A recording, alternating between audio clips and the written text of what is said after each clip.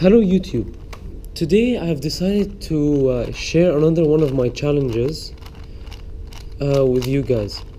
And this challenge is basically solving the 3x3x9 WitEden cuboid layer by layer.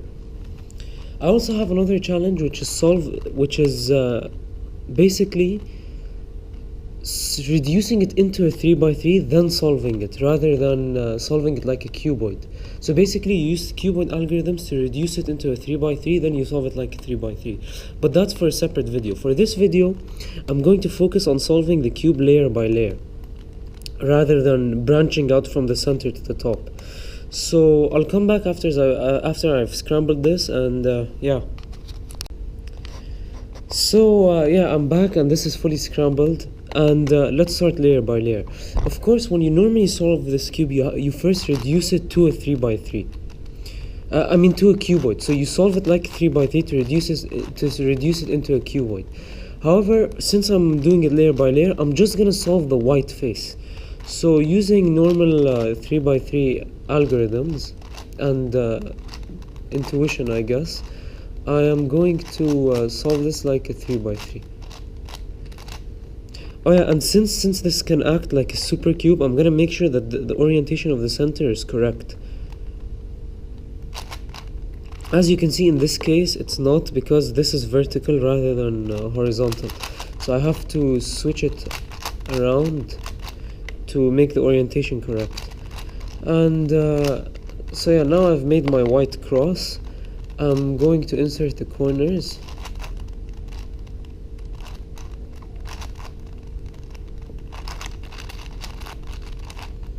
So as you can see, I've done this layer completely.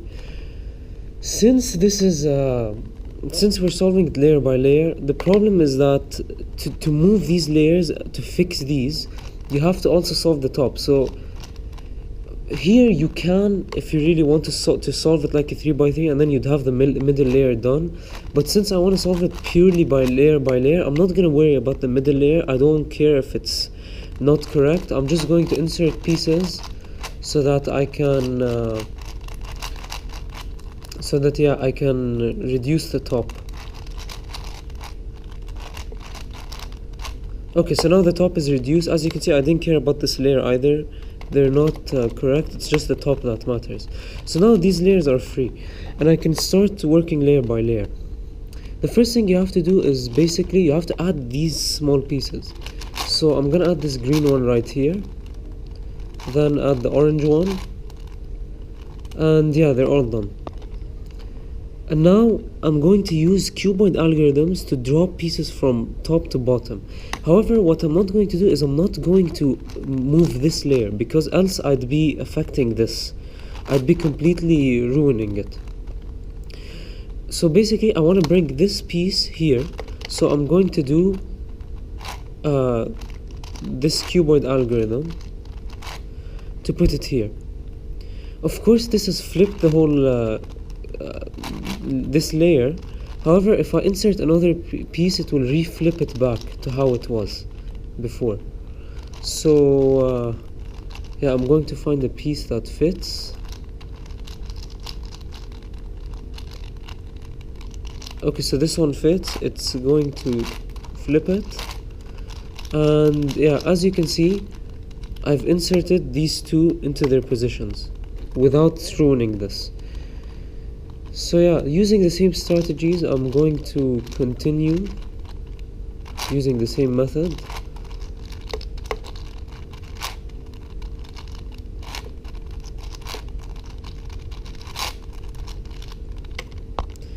And yeah, this is the last piece that's required.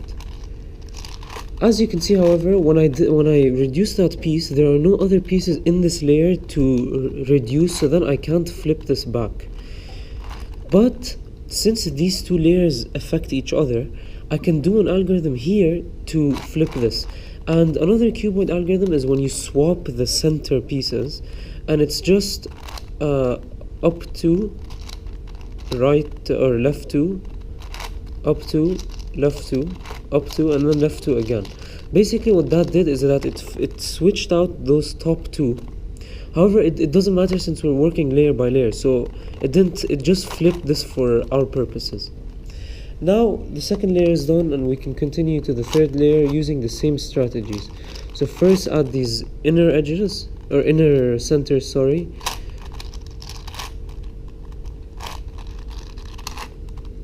And yeah, continue using the same method.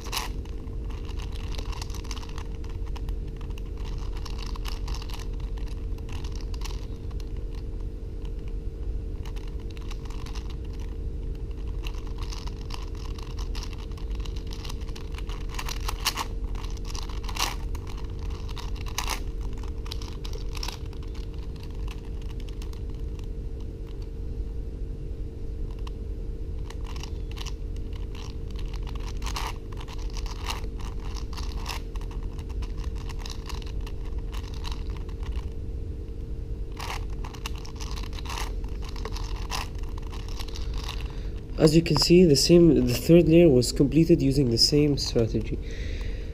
Again, this method is quite repetitive, but I enjoy it because it's a nice change, and yeah, I prefer it over the normal method since it gets really boring quickly. But yeah, it's a nice method. It's an interesting method to use. It's not hard, it's just repetitive. So yeah, as you can see, again, I'm going to use the same exact strategies.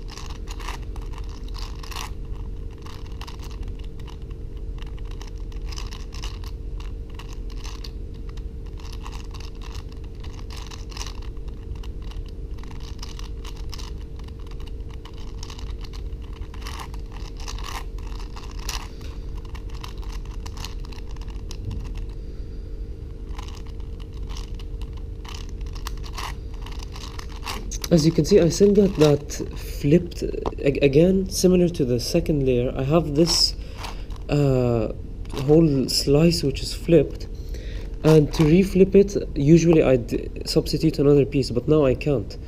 So I'll use that same algorithm to switch out those centers, this green one and the orange one here. So up to, left to, up to, left to, up to again. And you can do a left too, but in this case it doesn't matter. So now, as you can see, what's happened is that I've finished this whole layer, and now I'm in the middle layer. And this is where things start getting interesting, because to fix this layer, you must break this layer. So the method I found quite useful for this was yeah, you have to kind of re-solve this layer again, which I guess you could consider cheating, but then again, there is no, or at least I haven't found another method to do it. So basically what I want to do is I want to pair this edge piece with its respective partner. So this, as you can see, when you bring it down here, it flips it, so this belongs here. I'm going to use that same algorithm to bring it down. Then I'm going to work on this one, so I need a red blue, and oh, there's no red blue, there's a blue red one only. So we'll see. This one requires an orange green for this piece, so we're going to bring it here, find an orange green piece, which doesn't exist for now, so we'll just use any random piece and see what's happened. Okay, as you can see, these two are paired, which is what we need. So we need to pair these pieces with their respective colors. So this one pairs with this one, so we use the same algorithm, and this is what we get. We go here, we need, as you can see, we need the orange blue piece here, so it's here. We'll use the same algorithm to reduce it, and this is what we have. As you can see, now we've reduced these two, we've paired them together, we've paired these two together. All that remains are these last two pieces to be paired. So let's start the pairing process. You have this one, you do the same algorithm, And now you move on to the final one, which is the green red. You pair this one again, and yeah, as you can see, there's one which we haven't paired, this one. So to pair this one, yeah, this is the right piece. You do the same algorithm, and again it flips the cube, so it flips the slice, I mean, so you can use that same algorithm that we used previously to reduce it. Now as you can see, since all of these are paired, we can use normal 3x3 algorithms to place them in their correct positions. So oh, wait a second, there's been some mistake. There's one thing that I did not mention. So if, yeah, I should have mentioned this previously, but as you can see, if the edge piece, the center piece, is flipped, then you have to build above it, so that this has to be on top. So then you do normal algorithms, and this is what you get. You see this? Now I've put this here, and yeah, that's basically it. So this is correct, since this centerpiece is just misplaced. It has to be there. So we'll just use algorithms to put it back where it belongs. Oh no, again, yeah, I made a mistake. But as you can see, now that you've paired these, you can simply move these around, put their top layers, and place them in where they belong. Basically, that edge pairing process made it much easier to do. But yeah, I should have mentioned previously that, yeah. But yeah, that's it, as you can see. So now you use the other cuboid algorithm to switch out these two edges to orient them. And again, you do that only for the middle slice. You don't consider that top slice, so that you can keep this intact. And yeah, here as you can see, I've gotten a parity. Yeah, I have, which is a shame. So yeah, I need to fix this parity. As you can see, when you get this parity, this is flipped. But you can put it back here, bring this here, resolve it again slightly. Like, it would just ruin the top layer that you're working on again, but it would remove the parity. So now again, I've reduced this middle piece, these 5 layers, and now I just need to work on the top layer. And yeah, using the same cuboid corner orientation algorithms, I'm able to orient these, and now there's no parity. So yeah,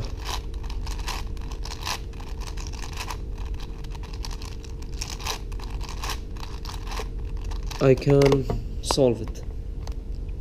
Now as you can see, we've reached the top, we have this 3x3 cube again.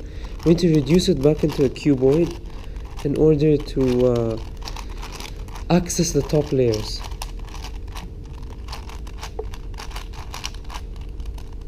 Okay, so this is it. Now we work on these layers.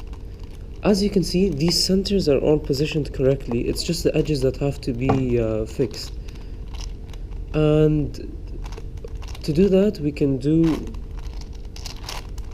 that same cuboid algorithm, which orients the corners. And yeah, it does misplace the centers, by the way, but it doesn't matter, because there's algorithms to fix those centers anyways.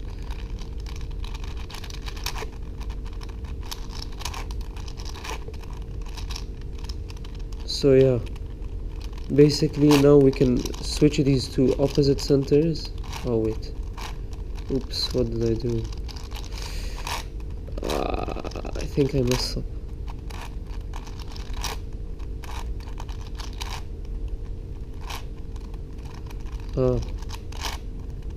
I see.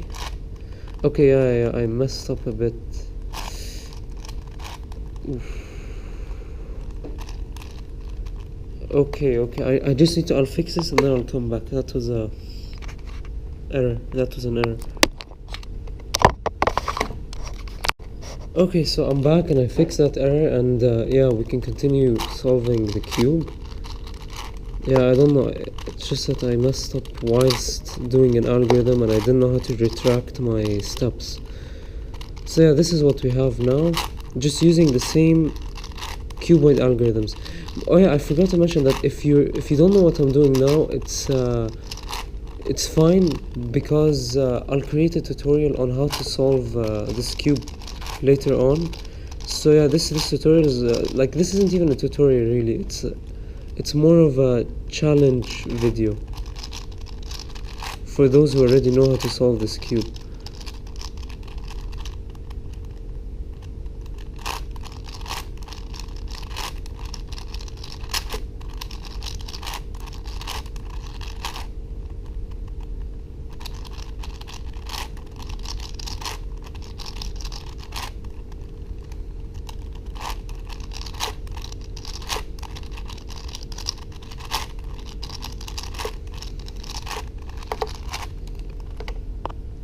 Again, I have a parity, so I'll go into this state, fix my parity,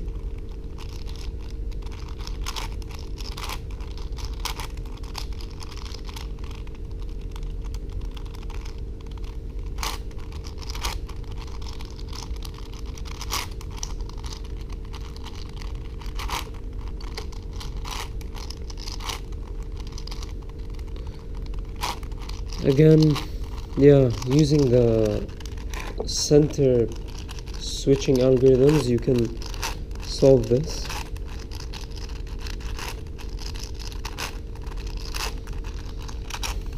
And yeah, that's another layer done. And oh yeah, we solved that layer as well without meaning to, because we already started solving it previously. So yeah, basically. Now for the final layer, use the same algorithm again to match the corners, and yeah, that's pretty much it. It's actually a really easy challenge. It's just like, it's an interesting challenge. It's nice if you know how to solve this cube. It gives you a nice variation on how to solve it. Soon I'm going to create another challenge video for on how to solve it whilst like, as in like, solve it and reduce it into a 3x3, then solve it. So basically with that challenge, what I intend to do is reduce it into, I'll just give you an example quickly. Basically with that challenge, I want it such that at the end, when I want to solve the cube, it gives me something like this, if I'm fast enough. Just bear with me for 1 second.